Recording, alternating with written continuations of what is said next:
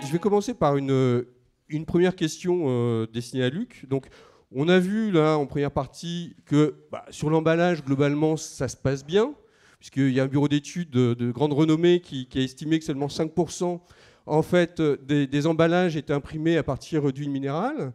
Et je ne comprends pas pourquoi ça ne marche pas sur la presse quotidienne, sur le magazine et sur les catalogues. Ça commence fort. Alors en fait, je vais essayer de parler technique, parce que moi je suis directeur technique, donc excusez-moi, si je suis trop technique, vous allez me le dire. En tout cas, vous levez la main.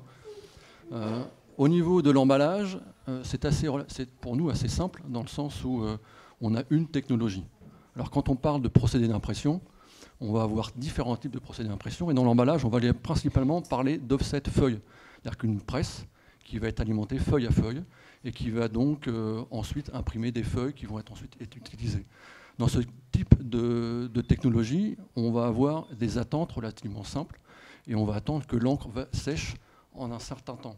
C'est-à-dire qu'en fait, on va peut-être attendre plusieurs heures pour que l'encre soit séchée. Dans le cas de l'édition, dans le cas du papier graphique, on va avoir plusieurs technologies. Des technologies qui vont être assez différentes, même si on commence par une offset, on va avoir ensuite des phénomènes, des attentes et des systèmes de séchage qui vont être très différents. En particulier, donc, en plus de la machine à feuille, on va avoir aussi la rotosécheur. Donc, comme son nom l'indique, le rotosécheur, on va avoir besoin d'un sécheur en fin d'impression, de façon à avoir la possibilité d'avoir des impressions utilisables directement sorties machine. Et dans le cas de la troisième technologie, c'est roto sans sécheur. Donc là, on va avoir plutôt des encres qui ne sèchent pas, puisqu'on va plutôt avoir des encres qui vont pénétrer dans le support. Ces trois types de technologies, feuille, roto-sécheur, roto sans sécheur, vont faire appel à des types de séchage différents. Donc dans la feuille, ça va être plutôt une oxydopolymérisation. Les encres vont s'oxyder, donc vont prendre plusieurs heures pour s'oxyder, 8 heures, 10 heures, 12 heures. Dans le cas du sécheur, on va demander une évaporation des encres. Donc dans ce cas-là, il va falloir évaporer des solvants légers. Et dans le cas de la roto sans sécheur, donc pour les journaux, on va plutôt faire appel à la pénétration des encres, puisqu'on va utiliser des supports relativement poreux. Donc ces trois technologies vont amener trois types de profils d'encre différentes. À la différence de l'emballage, on n'a qu'un seul type d'encre en offset feuille. Il y a un autre point qui va être important, c'est que dans le cas de la feuille, on a travaillé depuis des années. En fait, j'entendais tout à l'heure durant la table ronde d'emballage qu'on parlait d'encre végétale en feuille depuis 12 ans, 4 ans, 5 ans. En fait, les fabricants d'encre travaillent sur la feuille végétale depuis plus longtemps que ça.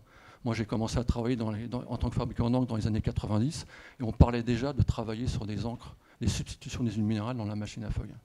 Et pour donner simplement une idée à ce que M. Mangin disait sur la partie industrielle, on a commencé à travailler sur les encres feuilles dans les années 90 pour avoir une utilisation mature sur le marché français dans les années 2000. C'est-à-dire qu'en fait, les encres végétales dans la machine à feuille ont nécessité quasiment 10 ans de mise en place. Le deuxième sujet qui me paraît assez compliqué par rapport à la feuille, c'est l'aspect économique. Autant dans la machine à feuille, on a pu substituer les huiles minérales par des huiles végétales en conservant des coûts relativement proches. Dans le cas de la roto-sécheur, roto sans sécheur, ça va se faire automatiquement avec des coûts supplémentaires. Alors, juste, le végétal sur les encres Heat-Set qui sèchent, ça, c'est quelque chose qui n'est pas envisageable ? Comme le dit son terme, en roto-sécheur, on a un sécheur à la fin de l'impression, donc il faut faire des évaporations. Aujourd'hui, on utilise des huiles, donc des coupes pétrolières relativement légères pour avoir cette évaporation.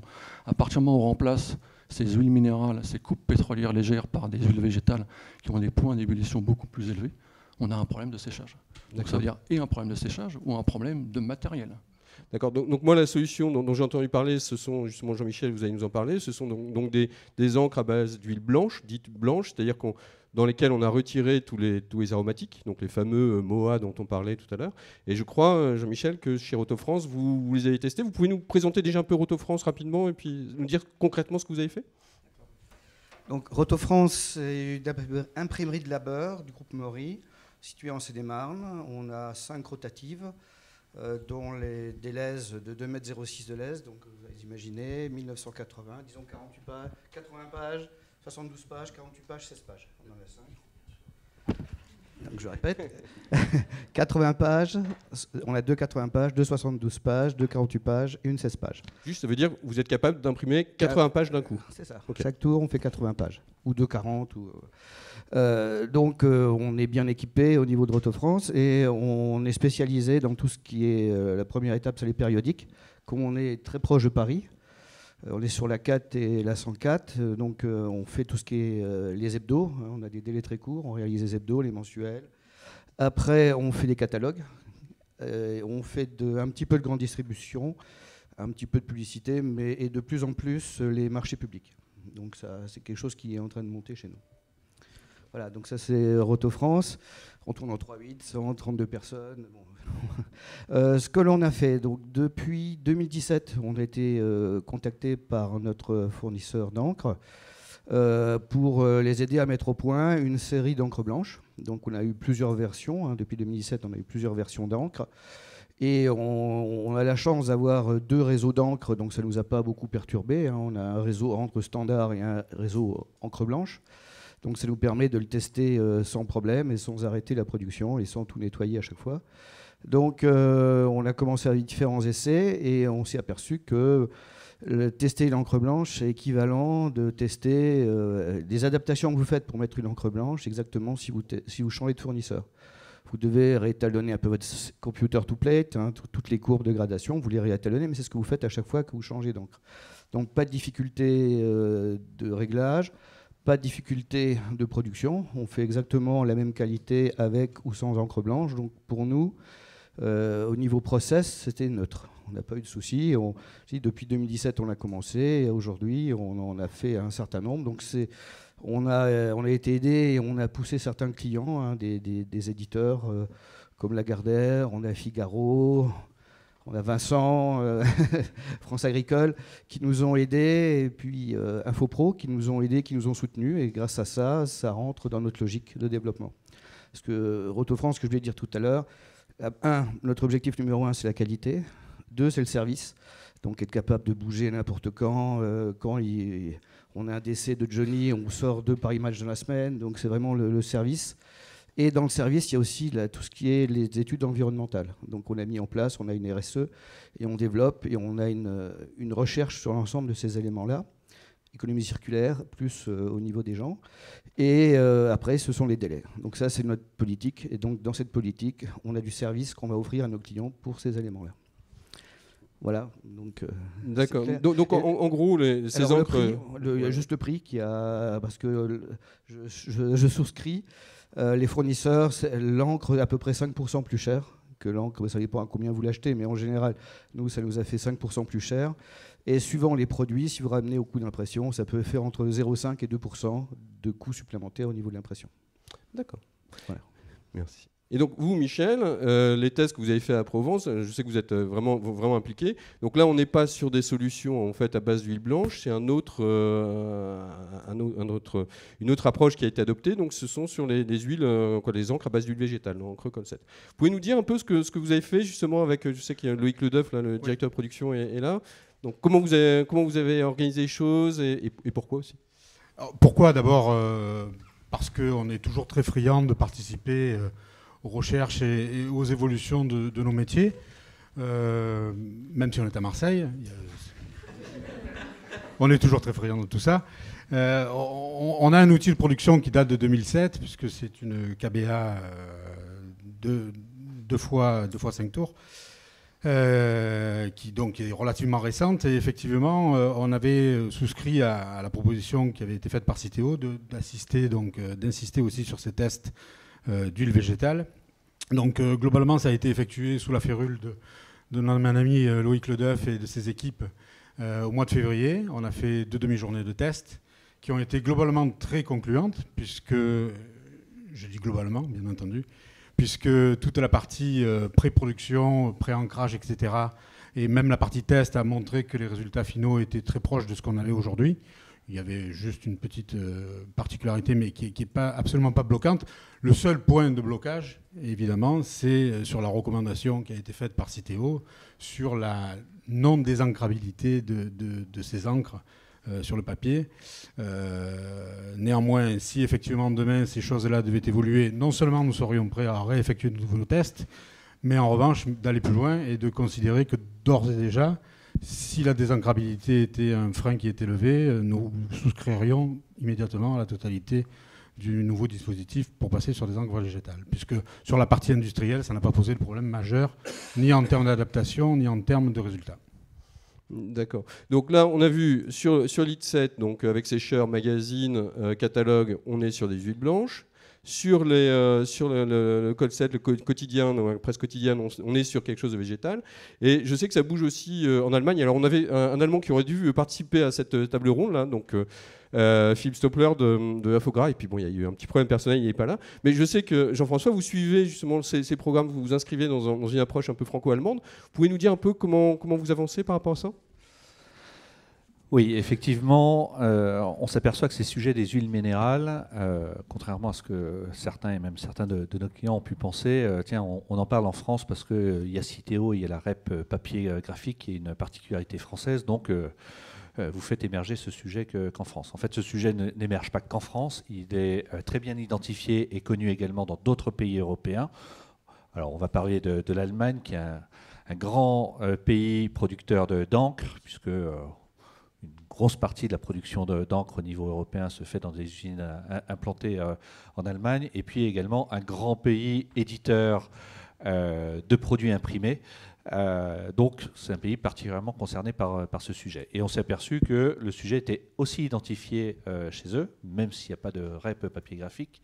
Et on a eu vent des expérimentations qui étaient menées en Allemagne sous l'impulsion de l'UBA. Alors l'UBA, c'est un petit peu l'équivalent de l'ADEME, mais en Allemagne, qui en 2015 s'est dit qu'il fallait lancer un programme de développement, ou en tout cas d'accompagnement du développement d'encre cold set, donc pour l'impression des journaux, comme à la Provence, alternative et sans huile minérale, ou en tout cas sans certains composés d'huile minérale. Il s'avère que chez Citeo, on a décidé, dans le cadre de notre plan d'action huile minérale que CN a présenté tout à l'heure, également de lancer ce type de programme. Donc plutôt que de se lancer dans une sorte de course qui va sortir ces solutions avant l'Allemagne ou l'Allemagne avant la France, ben, on a contacté l'Allemagne et on a dit essayons de travailler ensemble, essayons d'adresser ce sujet ensemble et en cohérence. Il y a eu évidemment un accord direct de l'UBA à notre proposition, et depuis on échange très fréquemment avec l'UBA là-dessus sur leurs résultats. Point important, le projet mené par Citeo s'appuie sur 2 fabricants d'encre, dont Sun Chemical. Le projet allemand s'appuie sur 2 autres fabricants d'encre. Et ces 4 fabricants d'encre qui sont engagés dans des programmes, un en Allemagne, un en France, représentent, Luc, vous me contredirez si je me trompe, mais à peu près plus de 95% du marché de l'impression et des encres cold set en Europe. Donc, on a la certitude que l'essentiel des acteurs du cold set sont actuellement engagés dans une démarche pour trouver des solutions alternatives aux encres contenant des huiles minérales qui, je vous rappelle, posent des problèmes non pas pour le lecteur du journal, mais peut poser sujet dans le cadre de la recirculation et le recyclage des journaux. Donc, message plutôt positif, l'ensemble de la filière est engagé, s'implique, les solutions ne sont pas simples à trouver. Je rebondis sur ce que M. Zino a dit à l'instant. Oui, on a dans le cadre de nos dispositifs une exigence évidemment de recyclabilité de l'ensemble des innovations qui pourraient émerger de la part de nos produits. Et sur les papiers graphiques, la recyclabilité, il y a des exigences de désancrabilité. Les encres telles qu'elles sont formulées actuellement, qui répondaient à l'ensemble des contraintes industrielles de production, d'impression, de qualité d'impression, de teneur en huile minérale, tous ces feux étaient ouverts. Il y a juste la performance de désancrabilité qui n'est pas au niveau de l'exigence de Citeo. Donc c'est ce qui fait qu'aujourd'hui, on n'est pas encore capable de valider ces encres alternatives, mais on travaille, on itère avec les fabricants d'encre pour trouver des nouvelles formulations, comprendre pourquoi ça pêche sur la désancrabilité et trouver des nouvelles formulations.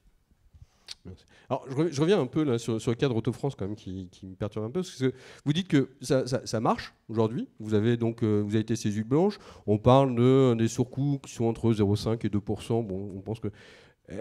pourquoi vous ne passez pas le pas aujourd'hui? Pourquoi vous n'êtes pas 100% en fait en huile blanche Oui. Dès que... Bon, je pense que vous allez mettre un petit Mali supplémentaire qui va... Moi, je mets rien du tout. Hein.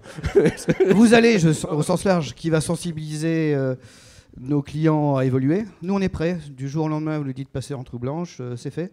Et je pense que courant l'année prochaine, on sera 100% encre blanche. Et pour comprendre votre procédé, c'est-à-dire, est-ce que je peux, par exemple, passer en encre blanche chez Lagardère et puis chez Mondadori prendre des encres traditionnelles, ou en fait, est-ce qu'il faut qu'il y ait un mouvement en fait collectif qui vous aide?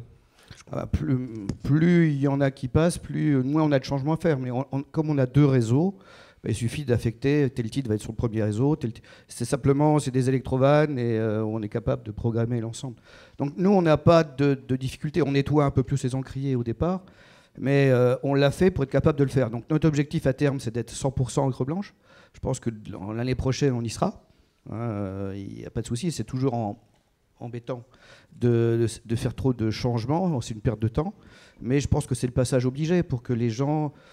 suivent un petit peu tout ça. Il y a des éditeurs qui nous poussent, donc on va avec les éditeurs qui nous poussent, et puis il y en a d'autres qui attendent, la majorité attendent, et quand la vague arrive, ils sont emmenés, et disons l'intérêt c'est que nous on est capable, demain vous dites tout en encre blanche, on y est, on n'a aucun souci. Et ça c'est pareil, c'est valable pour l'ensemble de vos confrères à votre avis? Je sais pas, dans le groupe Maury on est capable de le faire, les autres je ne peux pas vous dire, j'ai pas... Moi, je sais qu'on y est. Maintenant, les autres, j'ai pas regardé. Peut-être juste, effectivement, vous avez indiqué tout à l'heure que sur votre site, vous aviez un double réseau d'alimentation d'encre, ce qui n'est pas forcément le cas chez tous les imprimeurs, qui généralement ont un réseau d'alimentation. Et c'est pour ça qu'en général, ils travaillent avec un encrier ou un fabricant d'encre. Donc la bascule entre un donneur d'ordre et l'autre sur des encres est plus problématique. Vous avez peut-être, effectivement, dans votre cas, cette chance pour différentes raisons, vous avez fait ce choix. Mais effectivement, quand le marché demandera plus massivement l'utilisation de ces encres, des imprimeurs basculeront tout au tout vers ces encres alternatives. Voilà, donc il y aura un effet massif et qui profitera non seulement au donneur d'ordre qui a exigé cette encre alternative, mais aussi à l'autre qui ne l'a pas forcément encore exigé, mais qui aura ses produits imprimés avec ces encres alternatives. Peut-être juste aussi un petit complément, on parle d'encre blanche. Alors vous inquiétez pas, tous vos magazines et vos imprimés ne seront pas imprimés en blanc sur du blanc. On parle d'encre à base d'huile blanche. Donc les huiles blanches, ce sont des huiles pétrosourcées qui sont raffinées pour enlever toute la partie problématique qui sont les MOA, les aromatiques. Donc voilà, par raccourci, on parle souvent d'encre blanche, mais il y aura bien toutes les couleurs sur les imprimés. Mais justement, par rapport à ces effets de bascule, j'aimerais revenir justement sur les encres au niveau des fabrications des encres. Vous, chez Sun, donc, on sait qu'on est sur un marché qui est c'est une forme de oligopole, hein, puisque avec 4 fournisseurs, en fait, on a pratiquement 100% du marché.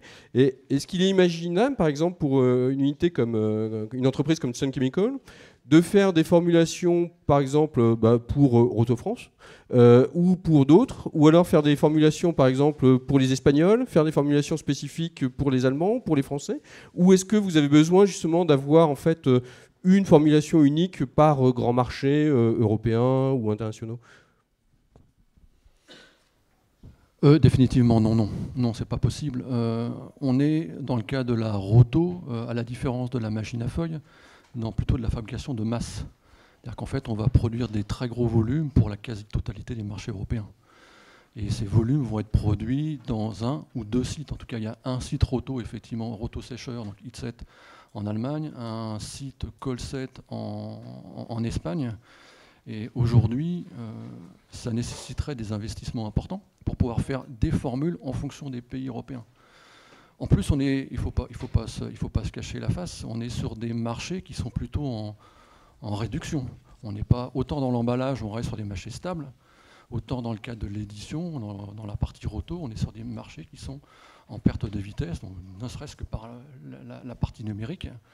Donc c'est très difficile pour nous aujourd'hui de prévoir des gros investissements à partir du moment où on sait qu'on est sur un volume qui diminue et sur des sites qui utilisent déjà des grosses usines de production, des investissements pour créer d'autres unités de production, c'est très compliqué. Le deuxième point que je rajouterais aussi sur cette partie, c'est la visibilité réglementaire. Pourquoi aujourd'hui faire des formules spécifiques France, des formules spécifiques Espagne ou Italie, alors qu'en plus, effectivement, dans ces pays-là, les normes ou les critères ou les réglementations ne sont pas toujours les mêmes. Même si on est un pays européen, les demandes ne vont pas être les mêmes. Donc ce qui serait important pour nous, en tant que fabricant, que si on a un besoin sur l'avenir, c'est vraiment d'avoir une démarche européenne. D'accord. Et donc la démarche dont parlait Jean-François, l'approche franco-allemande, déjà, vous pensez que c'est un premier pas plutôt positif ? Comme dit Jean-François, effectivement, c'est quand même les deux gros marchés. Donc, en rajoutant après l'Italie et puis même peut-être l'Angleterre, ça devient les deux gros marchés au niveau de l'Europe. Ça va permettre ensuite d'entraîner les autres pays derrière, quoi. Alors, je reviens sur Michel, parce qu'il y a quelque chose qu'on n'a pas abordé, c'est-à-dire que vous, Jean-Michel, vous avez vos rotatives et vous imprimez en fait pour des clients, hein, donc on a vu magazine, tout ça, alors que vous, Michel, c'est vos propres rotatives. Donc quand on va commencer à parler aussi des surcoûts, tout ça, c'est vraiment directement sur la Provence. Et je voulais comprendre un peu vos motivations par rapport à ça. Pourquoi vous êtes... Parce que c'est quand même un investissement important en termes de temps. J'ai vu, il y a vos équipes, les rotativistes, qui sont bloquées pendant une demi-journée, même si Citeo soutient pour partie, d'un point de vue financier, ces tests, c'est quand même un investissement. Et alors pourquoi et comment vous voyez le futur là-dessus ? Alors pourquoi la réponse est relativement simple. Parce qu'on croit encore au papier, énormément. Effectivement, nos propres volumes ont diminué de manière non négligeable depuis quelques années. Néanmoins, on continue à prester pour d'autres clients, qu'ils soient locaux, régionaux, voire internationaux, pour certains, avec des volumes qui, malgré tout, n'arrivent pas à compenser la baisse de division propre de nos propres titres. Mais néanmoins, on croit encore au papier, on croit encore à ce marché-là. On croit encore et surtout à l'économie circulaire et au RSE. Pourquoi on a créé depuis quelques années quelque chose qui est assez, en tout cas, novateur pour la PQR, je pense. On a créé toute une série de hubs, Hub Eco, Hub Immo, Hub Innovation, Hub Santé, etc., qui sont essentiellement des rencontres interprofessionnelles sur des thématiques particulières et où on s'aperçoit que le média de masse, on va dire, en tout cas local, représente encore une appétence particulière. Et donc ces clients-là, lorsqu'on commence à leur expliquer que dans nos industries, on a une démarche qualité, une démarche environnementale, une démarche circulaire, etc., ils ont les yeux de chimène pour nous, donc on est ravis. Et en même temps, ils ont une écoute et une approbation de notre démarche qui va dans le sens de la leur. Et donc il y a toujours des synergies importantes à trouver. Donc oui, évidemment, c'est un investissement. Oui, évidemment, c'est des modifications non négligeables pour les équipes, etc. Mais je pense que l'enjeu sanitaire, on en a parlé tout à l'heure, et l'enjeu de communication auprès du grand public, c'est un de nos rôles majeurs, et l'enjeu principal. Effectivement, il y a peut-être moins de risques pour nos lecteurs, encore que, je ne sais pas, je ne suis pas certain, mes abonnés qui le reçoivent tous les jours, peut-être qu'ils ont mécaniquement plus de risques que d'autres. Mais en tout cas, le personnel qui travaille dans la rotative, lui, il est par définition exposé peut-être un petit peu plus que nous tous. Donc il faut aussi qu'on ait une vigilance accrue là-dessus, il faut qu'on se tienne au courant de tout ça. Et toutes les démarches qu'on peut entamer et qui vont dans le sens d'une meilleure approche sanitaire de notre personnel est la bienvenue. Par ailleurs, je reviendrai aussi sur cet aspect à la fois de communication grand public. Dans le cadre de l'éco-contribution Citeo, on a fait paraître depuis 2 ans déjà, en dehors de la partie, on va dire, interne à nos produits, on a pris le pas de faire des suppléments thématiques spécifiques qui expliquaient toute la démarche éco-contribution, éco-environnementale, etc. Alors très sincèrement, la première année, ça a été un carton extraordinaire. Carton, pardon, pour l'image. Un papier, ça a été un papier extraordinaire. On a fait des suppléments thématiques donc, qui remplaçaient un petit peu les pages à l'intérieur de nos éditions. Et ce supplément-là, on l'a diffusé, on l'a surdiffusé. Alors on ne l'a pas forcément dit à Citeo, mais c'est pas grave, on l'a fait pour nous avant tout. On a pris le risque de le surdiffuser, en tout cas on a pris l'engagement et le coût de le surdiffuser, et on l'a fait adopter également par la collectivité territoriale du conseil départemental des Bouches-du-Rhône, à qui on a redemandé cette année de faire la même chose, mais il s'avère qu'il y a des campagnes municipales qui démarrent, donc peut-être qu'ils n'ont pas voulu s'y associer très fort.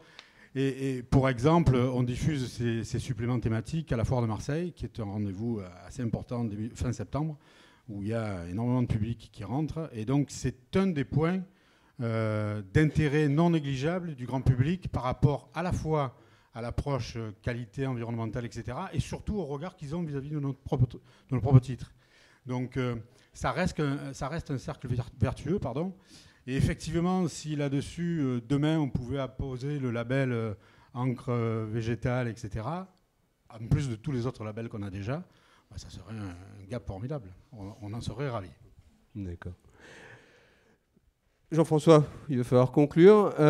Vous êtes donc, c'est assez intéressant parce que au niveau Citeo commence à avoir une place au niveau industrie qui est spécialement intéressante puisque vous êtes à croisement emballage, papier graphique. Vous voyez tout ce qui se passe en fait en termes de production imprimée, fourniture d'encre et puis cette approche franco-allemande.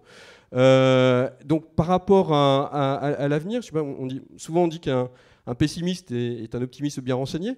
Donc maintenant, est-ce que vous êtes toujours optimiste ou vous manquez d'informations et quels sont vos projets pour demain ? Je suis optimiste.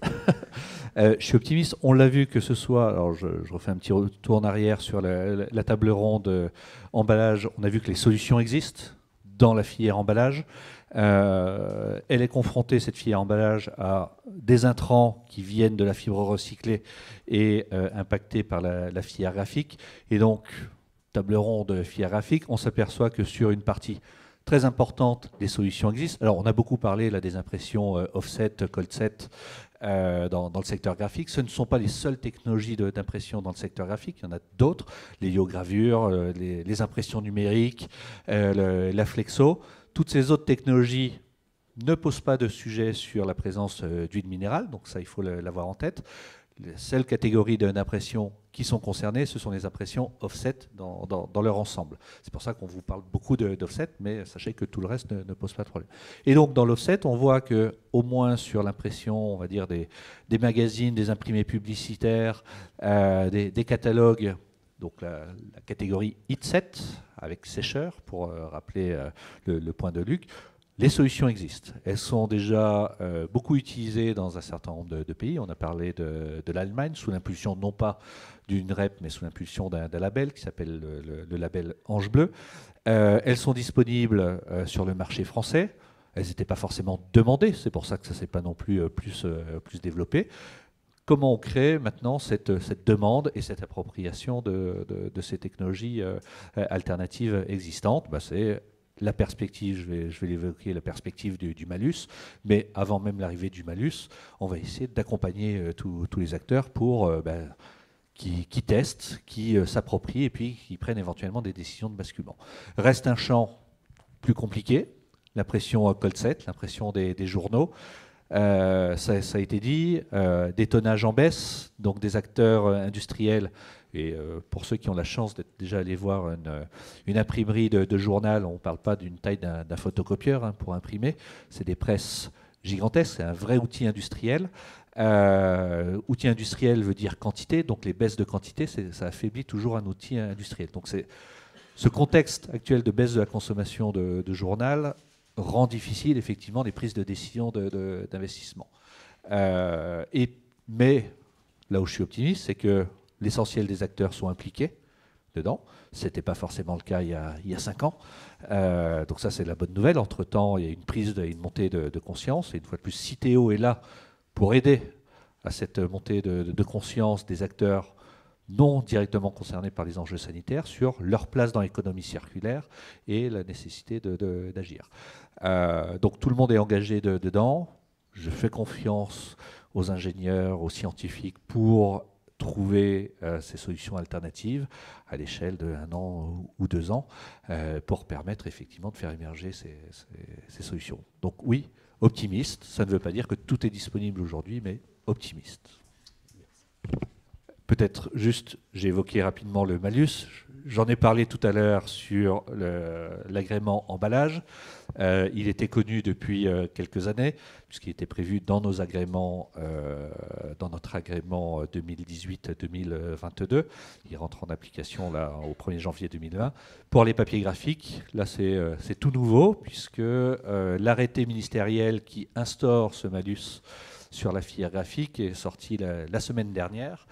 Et il prévoit un malus de 10% sur les documents graphiques imprimés avec des encres contenant des huiles minérales ajoutées, pour reprendre la terminologie complète, de 10% sur la première année, c'est-à-dire pour les mises en marché 2021, et de 20% sur la deuxième année, à partir de la deuxième année, pour donc, les mises en marché 2022. La bonne nouvelle, c'est que cet arrêté prévoit que ce soit Citeo, en concertation avec l'ensemble des parties prenantes concernées, de définir les critères précis d'application de ce malus. Donc là-dessus, on s'est mis en ordre de marche avant même la sortie de l'arrêté. On a créé un groupe de travail dédié, en plus de celui qu'on vous a présenté tout à l'heure, avec les représentants des fabricants d'encre qui ont la connaissance scientifique et technique des encres, avec les éditeurs de journaux, de magazines et d'imprimés publicitaires, et avec les imprimeurs. On réunit ces gens-là pour définir c'est quoi les bons taux limites de présence de MOJ, de MOA à mettre dessus, comment on organise cette traçabilité. Voilà. Nous devons définir ces critères au plus tard au 1er juillet 2020 pour les transmettre à nos ministères d'agrément pour avis conforme. Donc ce sera fait.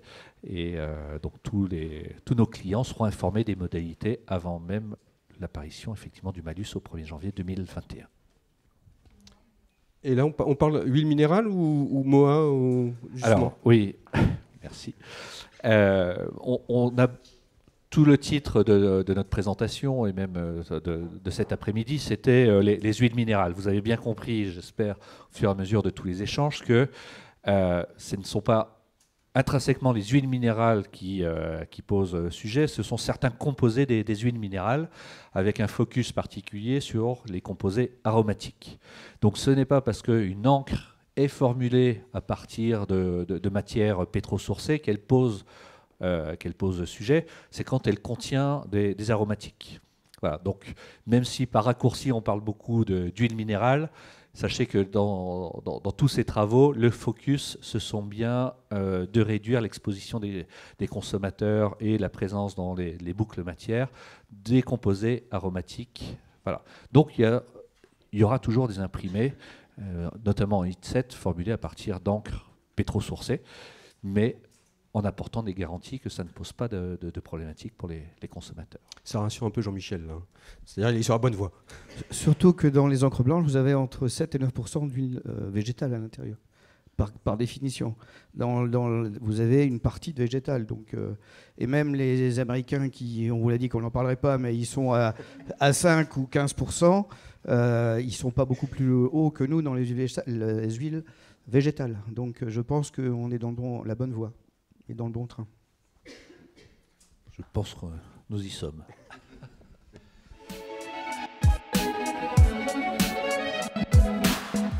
Effectivement, on sait qu'aujourd'hui, et c'est pour ça qu'on en a beaucoup parlé pendant le groupe huile minérale, il y a eu des essais d'encre végétale sur la partie colset. On sait pertinemment aussi qu'il y a des évolutions au niveau des rouleaux. Donc il y a eu des tirages qui ont été faits. Maintenant, ce qui est important aujourd'hui, sur l'année qui s'écoule, c'est de continuer à travailler sur ces encres-là et faire des tests industriels sur des plus longs termes.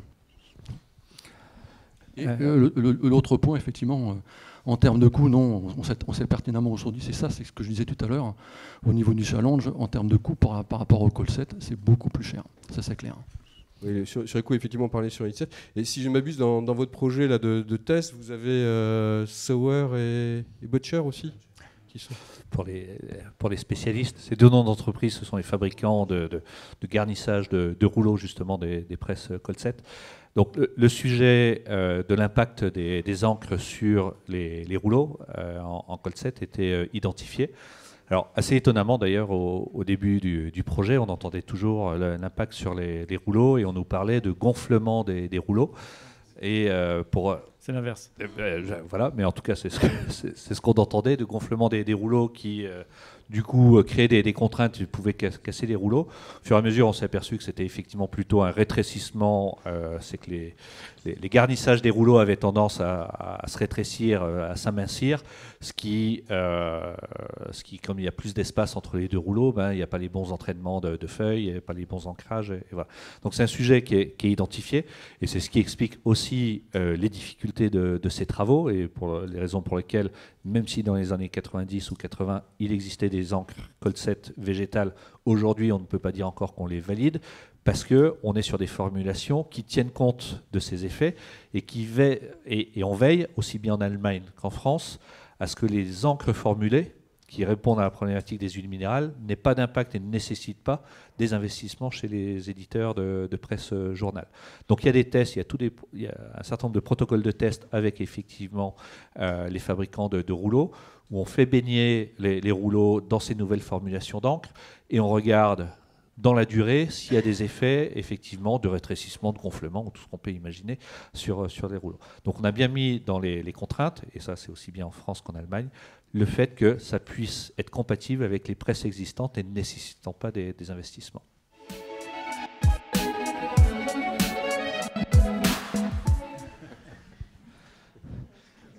Oui. Monsieur Zino dit oui. C'est un challenge. Je ne sais pas si on sera prêt. On n'a pas défini, Citeo n'a pas défini strictement le calendrier de l'application de ces malus. Vous avez suivi tous les débats qu'il y avait autour de la création de ce malus.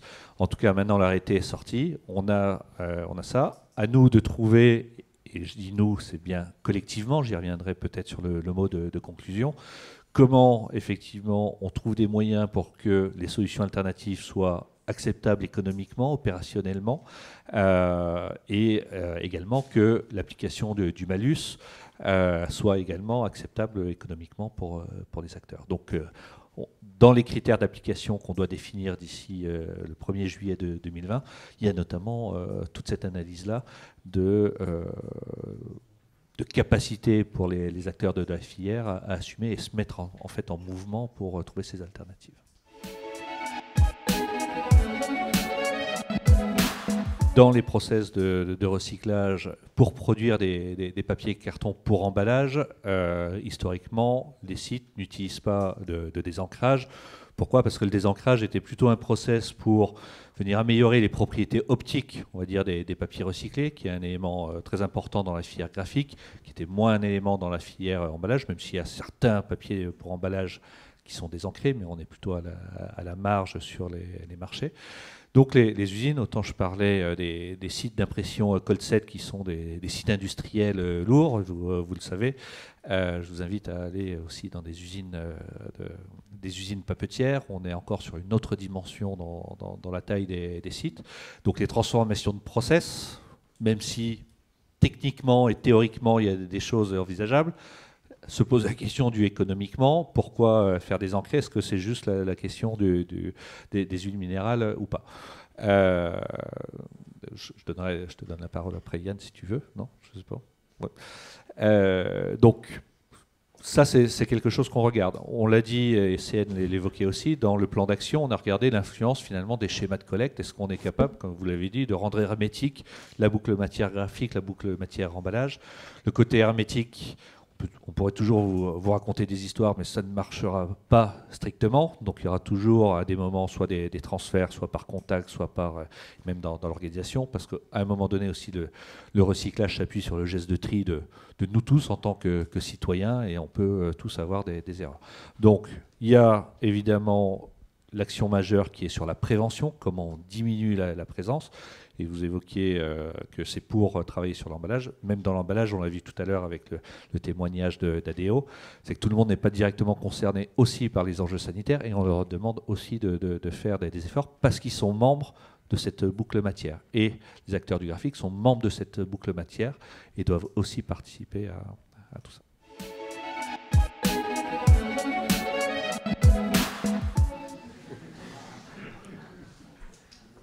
Je vais surtout répondre par rapport à la fiche de sécurité. Une fiche de sécurité, elle est établie en fonction de l'application. Donc effectivement, aujourd'hui, lorsque vous prenez une encre HIT7 ou une encre Colset, une grande machine à feuilles, à partir d'huile minérale, les huiles minérales sont suffisamment pures pour que le produit en lui-même, la préparation que vous utilisez, elle n'est pas classée. Donc dans l'application, c'est-à-dire que vous, utilisateur de ce produit dans votre application, le produit n'est pas classé. Par contre, après, cette histoire de malus, je pense que je ne vais pas parler, je ne suis pas toxicologue ensuite, donc ce qu'on veut éviter, c'est les aromatiques dans les aliments. Et là, on est dans une autre problématique, on n'est plus sur la même application.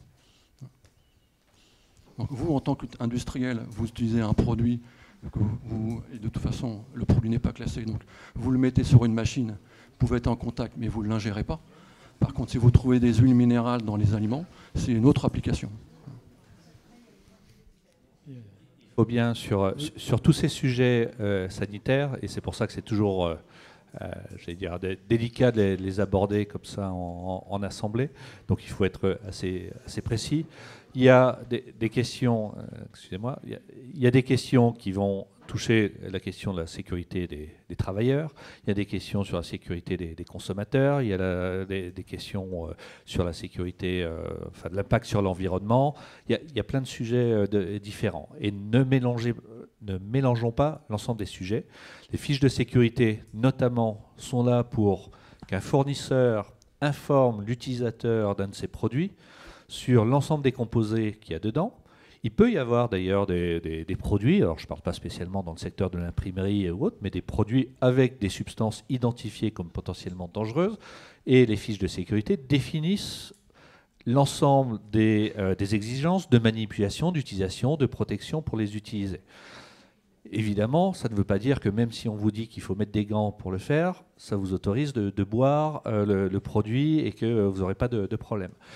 Ces fiches de sécurité n'ont pas été forcément conçues à un moment donné en se projetant, et c'est là où on a un gros enjeu, il faut arriver à se projeter dans ce schéma d'économie circulaire, où les produits dont on parle, s'ils sont totalement conformes à la réglementation qui encadre le secteur d'application de ce produit, peuvent représenter dans sa deuxième vie, sa troisième vie, sa quatrième vie au fil des cycles de recyclage, peut se retrouver dans des secteurs où là, elle pose sujet. Donc le nouveau, alors j'utilise le terme mindset ou mode de réflexion, j'en reparlerai aussi tout à l'heure, c'est comment on arrive, quel que soit le secteur d'activité où on est, à essayer d'anticiper le fait que mon matériau et les substances que j'associe et que je mets en marché, tout en respectant la loi, en m'assurant de la sécurité de mes consommateurs directs, peuvent se retrouver au fil des boucles de recyclage mis en œuvre dans d'autres secteurs qui, eux, ces substances peuvent poser sujet. Ça ne veut pas dire que du jour au lendemain, il faut absolument tout oublier, mais c'est cette montée en conscience qu'on essaye d'accompagner. Et voilà, on n'en est pas encore des interdictions, mais c'est soyez conscients que tous vos choix de conception, de mise en marché peuvent avoir une influence, non pas uniquement sur votre consommateur, mais sur le 3e ou 4e ou 5e consommateur au fil des boucles de recyclage.